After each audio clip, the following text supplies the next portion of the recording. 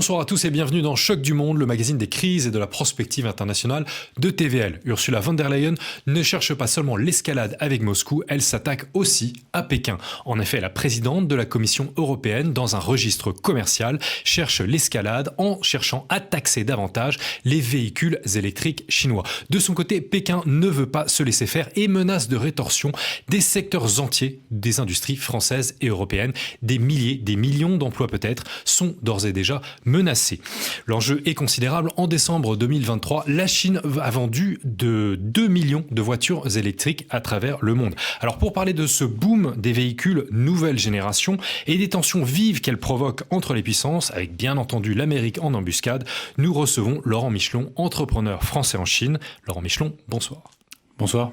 Vous êtes l'auteur, je le rappelle, de l'essai Comprendre la relation Chine-Occident et nous pouvons suivre vos analyses au quotidien sur l'Empire du Milieu, sur le canal Telegram Laurent Michelon officiel. Alors, dans la presse, on parle de rouleau compresseur chinois, on ressort les exemples des vagues japonaises des années 80 et coréennes des années 90.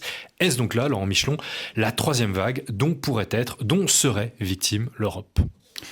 Alors effectivement, vous faites bien de signaler que c'est le même scénario qui avait été déroulé pour le Japon et la Corée dans les années 80 et 90.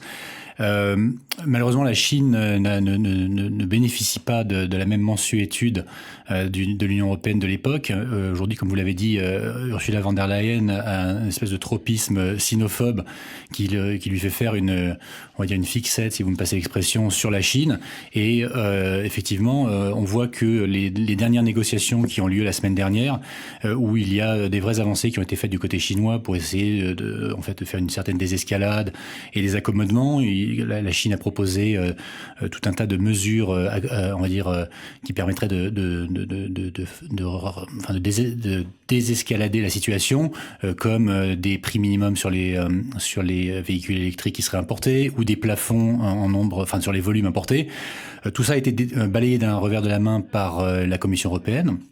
Et dans un délai en plus très bref, ce qui montre que, encore une fois, l'industrie européenne du véhicule n'a pas été consultée sur la question. Parce qu'il faut bien se rappeler que l'enquête qui a été diligentée par l'Union européenne sur les constructeurs chinois de véhicules électriques, en les accusant de recevoir des subventions excessives, ce qui permettrait d'avoir des prix très bas sur le marché européen. Cette enquête n'a pas été demandée par les sociétés européennes par les fabricants de véhicules.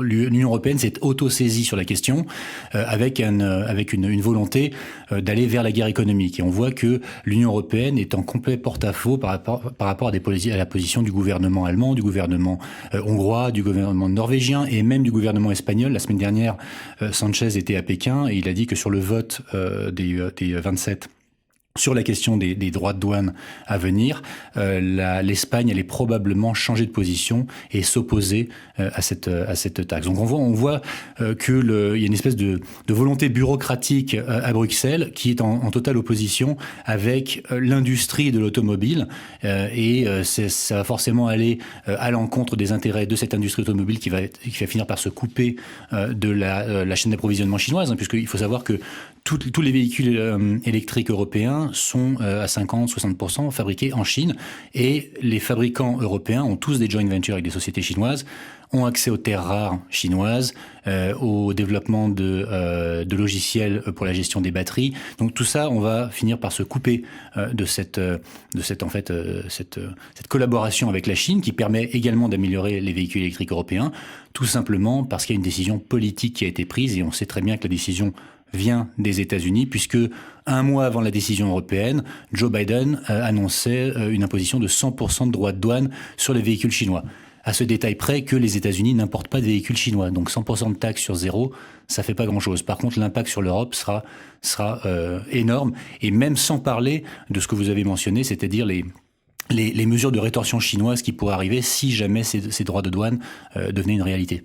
Nous allons parler de la guerre commerciale aussi avec Washington, mais tout se joue à l'heure actuelle à Bruxelles, cette guerre économique qui semble poindre à l'horizon. Alors je vous propose, pour que tout soit clair, de faire le point alors que les forces en présence se rangent en ordre de bataille au siège de l'Union européenne. Une rencontre constructive selon le commissaire européen au commerce Valdis Dombrovskis, qui a rencontré le ministre chinois du commerce Wang Wentao le 19 septembre à Bruxelles. L'enjeu ? Résoudre la guerre commerciale qui couve avec Pékin sur les voitures électriques.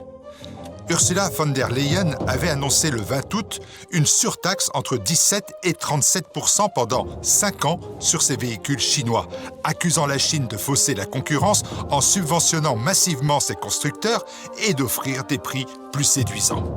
L'Union européenne revendique protéger sa filière automobile aux 14 600 000 salariés. Pékin a riposté, envisageant des rétorsions contre le porc, les produits laitiers et les eaux-de-vie européens, dont le cognac français, et menace de porter le litige devant l'Organisation mondiale du commerce. En dépit de cette rencontre, la Commission a indiqué que la procédure de taxation des importations chinoises se poursuivait. Le vote des 27 États membres doit avoir lieu avant la fin du mois d'octobre et la France soutient la Commission, mais l'Espagne, la Hongrie, l'Allemagne et 10 autres pays veulent éviter une guerre commerciale. Alors je rappelle que pour contrer la Commission, les opposants doivent réunir 15 États sur 27, représentant 65% de la population de l'Union, ce qui n'est visiblement pas encore le cas. Que peut-il selon vous advenir, Laurent Michelon ? Que fera aussi la Chine ? À quoi faut-il s'attendre ? Effectivement, on va dire le palier qui est nécessaire pour que ces sanctions, enfin c'est l'équivalent de sanctions, enfin ces droits de douane ne soient pas appliqués, et le palier est très haut. Effectivement, il faut que 15 États européens s'y opposent et que ces 15 États européens soient des grands États, puisqu'il faut que ça représente 65% de la population de l'Union européenne. Donc on n'est pas là. Il y a eu un vote consultatif il y a environ un mois et demi. Il y avait 4 ou 5 États qui s'y opposaient, des grands États, hein, notamment l'Allemagne et la Hongrie. Là, maintenant, comme je le disais, l'Espagne va s'y opposer également. Il y aura d'autres pays, probablement les pays de la Norvège, la Suède, qui ont quand même des intérêts forts dans l'industrie automobile avec la Chine. Il faut savoir que la Suède, la marque Volvo, maintenant est propriété d'une marque chinoise. Toutes ces sociétés ont des joint ventures avec la Chine.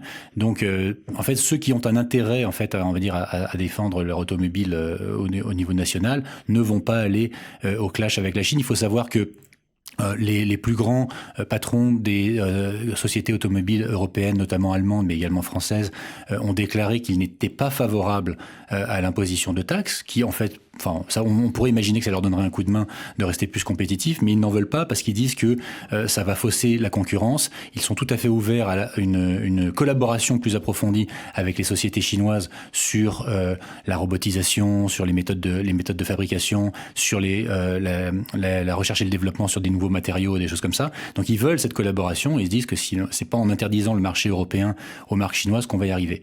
C'est aussi des gens, toutes ces sociétés qui sont, on va dire, des vrais capitalistes pour le coup. C'est pas des bureaucrates à Bruxelles. Et sont des gens qui savent très bien que l'arrivée d'une marque ou de marques très fortes chinoises, certes, ça représente on va dire un défi, mais c'est un défi qui est bon à long terme parce que ça va leur permettre de se mettre en ordre de bataille et de décupler leurs énergies pour être compétitifs. Ce qui est exactement le cas de ce qui est arrivé en Chine. Il faut savoir que l'industrie de véhicules électriques chinois, avant que Tesla ne rentre sur le marché, était très peu compétitive, très peu intéressante. Moi, il y a 5 ans, vous m'auriez donné un véhicule électrique chinois, je l'aurais remis sur le marché le lendemain. Mais maintenant, enfin, depuis que Tesla est rentré, tous les acteurs chinois ont vraiment dû monter en gamme, aussi bien sur les matériaux, le design. Alors les batteries, ils les fabriquent eux-mêmes, donc voilà, ils sont plutôt en position de force là. Mais ils ont vraiment dû opérer une montée en gamme et ils se sont pas du tout fermés le marché à Tesla, ni imposer des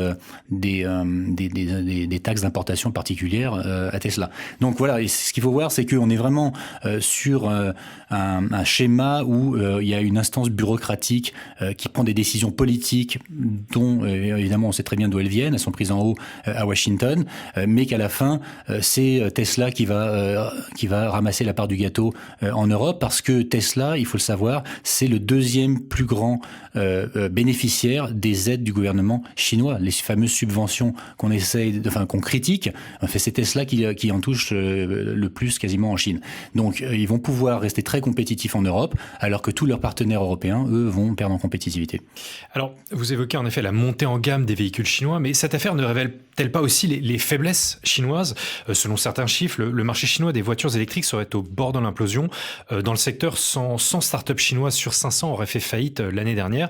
Voici aussi des images SOC qui ont circulé au printemps sur les réseaux sociaux des cimetières de voitures électriques en Chine. Pékin a donc subventionné des constructeurs, mais n'a-t-il pas péché par optimisme ? Alors, ce que je vois là, c'est des très vieux modèles. Hein, c'est ce que je disais, c'est les fameuses voitures que vous m'auriez données il y a 5 ans et dont je n'aurais pas voulu. Alors, c'est pas des cimetières. Enfin bon, c'est ce que je vois, c'est une casse. Donc, il n'y a rien d'anormal à ce que des véhicules partent à la casse au bout d'un certain temps. Il faut voir qu'aujourd'hui, les véhicules, il y a plus de 100 marques chinoises de véhicules électriques sur le marché chinois. Là, le principal débouché des marques chinoises, c'est le marché chinois. Il y a une expansion vers l'Asie du Sud-Est, beaucoup de joint ventures avec des pays comme l'Indonésie, la Malaisie, le Moyen-Orient. Donc le marché européen est très important pour la Chine, mais c'est pas non plus le seul débouché. On a quand même l'impression que, au vu des difficultés potentielles que la Chine subit, que l'accès au marché européen est une question de survie pour celle-ci. Je pense que c'est exagéré de parler de survie. C'est un moyen de survivre peut-être en interne par rapport au marché chinois. C'est-à-dire qu'il y a une compétition féroce entre marques chinoises et qu'effectivement pouvoir sortir sur des marchés internationaux, ça permettra de faire la différence entre ceux qui survivront et ceux qui seront absorbés par leurs compétiteurs en fait en Chine. Donc il y a quand même pas mal de marques qui sortent sur le marché européen, mais il faut voir que les images qu'on peut voir de ces parkings dans les ports européens avec beaucoup de véhicules chinois ne sont pas des véhicules qui ont été vendus.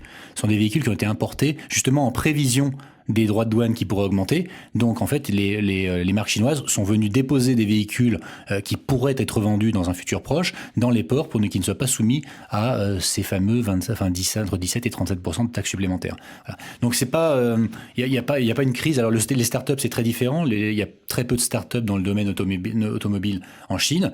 Ce sont toutes des marques qui sont très matures.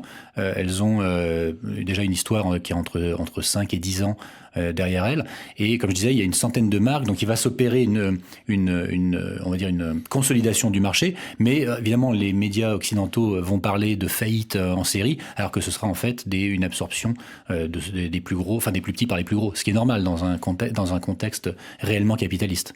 Alors en France, 800 personnes ont manifesté il y a quelques jours, le 17 septembre, devant la sous-préfecture de Cognac, accompagnés d'une centaine de tracteurs dans le sud-ouest donc de la France. Les maisons de négoce ont reçu de Pékin, je cite, des notifications d'intention de taxe de l'ordre de 35%. Nous parlions de riposte chinoise. Elle pourrait ressembler à ça. Donc les maisons françaises sont déjà visées par des enquêtes. Elles ont ouvert, disent-elles, leurs portes et dépensé des millions d'euros en frais de procédure pour, je cite encore, un résultat nul. Donc les professionnels du secteur appellent à stopper l'engrenage infernal dont ils sont victimes. Je rappelle que la Chine représente pour certaines maisons françaises près de 60% de leur chiffre d'affaires. Est-ce cela le début des conséquences françaises selon vous ? Alors oui, et je peux vous dire que c'est vraiment à contre-cœur que les Chinois activeront cette option-là, parce que comme je disais, jusqu'à la semaine dernière, il y a des nouvelles concessions qui ont été faites par les constructeurs chinois, et puis aussi par la diplomatie chinoise. Hein. C'est pas juste les constructeurs, mais c'est aussi la diplomatie, les chambres de commerce chinoises en Europe et des choses comme ça. Et tout ça a été balayé d'un revers de la main. Donc en fait, effectivement, je comprends que ces gens-là soient en colère, parce qu'en fait, ce qui se passe, c'est que c'est l'UE qui ne réfléchit pas aux conséquences.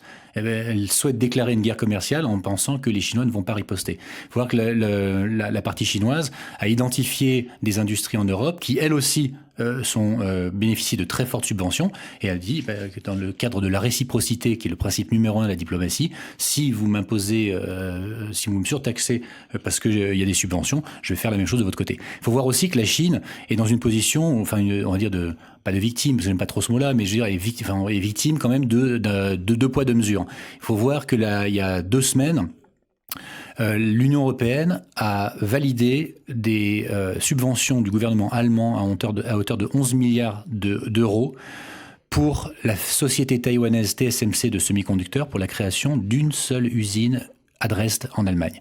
Donc c'est accepté quand c'est une marque taïwanaise dans un secteur stratégique dont les pays occidentaux ont énormément besoin, mais ça l'est refusé à Pékin dans une autre industrie.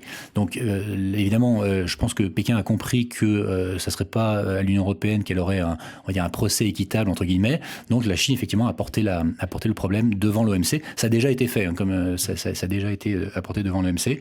Et je pense que comme dans d'autres procès, d'autres disputes commerciales qui ont eu lieu, qui ont été menées par la Chine à l'OMC. C'est la Chine qui va avoir gain de cause, parce que l'OMC, on peut lui reprocher tout ce qu'elle veut, mais c'est une entité qui a un mécanisme de résolution des différends qui est, on va dire, relativement impartial, ou en tout cas très capitaliste et très pragmatique. Et souvent, d'ailleurs, les États-Unis se désintéressent de l'OMC parce qu'ils ne gagnent pas face à des pays comme la Chine. Dans le Wall Street Journal, le 14 septembre, le patron de Ford déclarait « Ces types, donc les Chinois, ont une longueur d'avance sur nous », qualifiant ensuite les véhicules, en tout cas l'offensive autour des véhicules électriques, de menace existentielle contre l'industrie américaine. Depuis mai dernier, donc, les véhicules électriques chinois, vous l'avez évoqué, sont imposés aux États-Unis à hauteur de 100%. Au moins là, c'est clair, le marché américain l'aurait fermé. Biden a repris le slogan de Trump, visiblement « L'Amérique d'abord ». Est-ce la solution qui s'impose aux capitales occidentales ? Non, parce que les États-Unis n'importent pas de véhicules chinois, parce que c'est la question de la Chine en général c'est la seule question sur laquelle les deux parties aux États-Unis s'entendent, c'est sur l'hostilité à la Chine. Donc la société américaine a été conditionnée à ne pas acheter chinois. Elle achète chinois sans le savoir. Chez Walmart, tous ses produits sont faits en Chine, mais quand une marque chinoise arrive sur le marché, il se passe rien. Enfin, et c'est un peu la même chose qui s'est passée en France. La société Biadi avait investi dans une usine d'autobus électriques dans les Hauts-de-France il y a quelques années, et pendant 3 ans d'activité n'a gagné absolument aucun contrat local, contrat public. Donc elle a déménagé son usine en Hongrie. L'année dernière, la même chose est arrivée. Bruno Le Maire est allé à Pékin en disant bienvenue à tous les fabricants de véhicules électriques chinois en France. Biadi a répondu présent en disant on pourrait monter une usine dans les Hauts-de-France de véhicules électriques particuliers. Et 3 mois plus tard, Bruno Le Maire commençait à parler de dérisquage, découplage, de droits d'importation, enfin le discours absolument opposé qu'il avait fait à Pékin. Et donc Biadi, sans plus attendre, a annoncé que la fameuse usine serait délocalisée elle aussi en Hongrie. Donc, si on suit la rhétorique américaine, ou en tout cas atlantiste, on va se retrouver les dindons de la farce, parce que les États-Unis, eux, n'exportent aucune voiture en Chine. Il faut voir que le marché chinois, vous allez n'importe où en Chine, vous ne verrez jamais une voiture américaine. Il y a très peu de Ford, il y a très peu de Buick, il y a très peu Cadillac, c'est très faible aussi. Alors que c'est un marché pour les voitures européennes. Donc, si on suit les directives américaines ou la direction américaine, nous, on va se retrouver dans un vrai problème. Il faut savoir que, par exemple, pour une marque comme Mercedes-Benz, la Chine, c'est 40% des ventes mondiales. Alors vous évoquez la Hongrie, Laurent Michelon. La Hongrie aussi, bien sûr, a donc des billes, comme vous le dites, dans cette affaire. BYD s'est installé, vous le dites, dans le sud de la Hongrie en décembre dernier. Le marché a d'ailleurs été perdu par la France, comme vous l'avez décrit. La Hongrie va devenir visiblement aussi l'un des leaders des batteries électriques en Europe. 15 000 emplois vont être créés à Debrecen grâce au chinois CATL. Quand on regarde d'ailleurs la carte des nouvelles routes de la soie chinoise, la Hongrie est pour la Chine la porte de l'Europe, et Orban s'entend d'ailleurs, rappelons-le, très bien, à merveille, avec Xi Jinping. En fait, Laurent Michelon, vous plaidez pour que la France adopte une position hongroise, si je vous ai bien compris, mais en avons-nous les moyens ? Alors oui, on en a les moyens, mais la volonté politique est clairement pas là. Déjà sur cette question-là des droits de douane, la France est complètement absente, alors qu'elle a quand même un grand rôle à jouer. On a Stellantis, Peugeot et Citroën sont en Chine depuis très longtemps, fabriquent des véhicules électriques. Maintenant, on a les Dacia qui sont faites, je crois, au Maroc ou à un autre endroit. Mais sur cette question des droits de douane, la diplomatie française est complètement silencieuse, absente. C'est mené par l'Allemagne, par la Hongrie et puis d'autres pays, comme je disais, la Norvège, l'Espagne. Donc voilà, on se pose la question, quel rôle joue notre diplomatie économique également, puisque la Chine accepte de venir investir en France, mais systématiquement, soit une déclaration politique hasardeuse nous ferme une porte, le fait que des marchés publics soient fermés, c'est pas non plus une bonne chose. Il faut savoir que pour la Chine, que ce soit en France ou en Hongrie, c'est la même chose. Il faut qu'ils puissent avoir un pied sur le territoire européen pour pouvoir vendre aux 27 pays. Ils le feraient plus volontiers avec la France, avec laquelle, comme je disais, une coopération industrielle qui est très ancienne. En plus, les relations entre la Chine et la France, on le connaît, on peut le répéter, mais c'est des très bonnes relations. Mais effectivement, on a l'impression que la France est complètement du côté de l'UE, complètement suiviste, et les Chinois sont pragmatiques. Comment vous expliquez ça ? Comment j'explique ça ? Je pense que c'est dû à au tropisme atlantiste d'Emmanuel Macron, puisque c'est lui qui prend absolument toutes les décisions. Sa diplomatie est également très néoconservatrice, on pourrait même dire. Donc la Chine qui ne risque pas de changer avec Michel Barnier, qui était commissaire européen. Exactement, ça changera pas du tout. Donc voilà, et ça désole les industriels chinois et la diplomatie chinoise, avec qui je discute régulièrement et qui me disent on comprend pas ce qui se passe. Cette hostilité de la part de la France est tout à fait inattendu et à déplorer. Alors, vous avez évoqué l'exemple, le modèle allemand, qui est donc très lié à la Chine, mais alors, n'est-ce pas non plus celui des délocalisations, ce modèle allemand qui n'a pas l'air non plus très vertueux? Alors le modèle allemand, il est un peu particulier, je dirais, dans le sens où le marché chinois... en fait, c'est 40%, comme je le disais, des ventes des marques allemandes, mais ils ont également délocalisé une grosse partie de leur production sur un certain type de véhicules. C'est-à-dire les véhicules très haut de gamme continuent d'être faits en Allemagne et en Europe de l'Est, puis exportés vers la Chine, et puis les modèles un petit peu entrée de gamme et milieu de gamme, eux, sont faits en Chine, avec tout ce que ça implique de délocalisation et de transfert de technologie. Voilà. Est-ce que c'est réplicable pour la France?